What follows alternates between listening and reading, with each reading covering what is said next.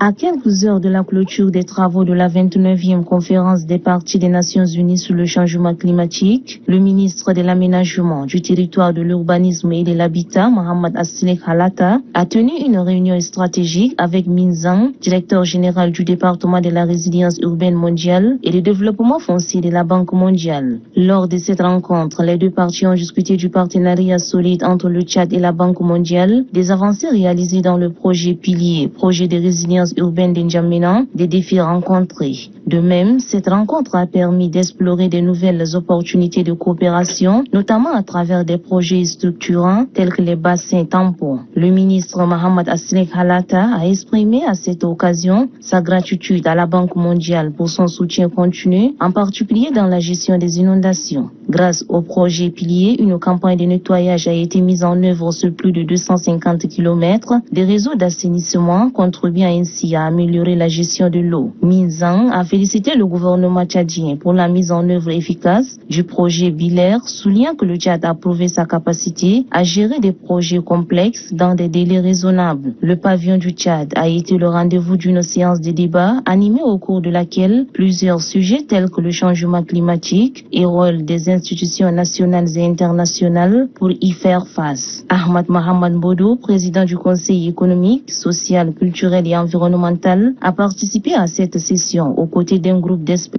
et d'acteurs concernés par les questions climatiques et de développement durable. Ahmad Bodo Mohamed a évoqué le rôle du Conseil économique, social et environnemental dans la promotion des stratégies d'adaptation au changement climatique et sa contribution à la COP29. Ce que nous attendons de cette COP, c'est accéder facilement au financement, que le Tchad puisse être sur la liste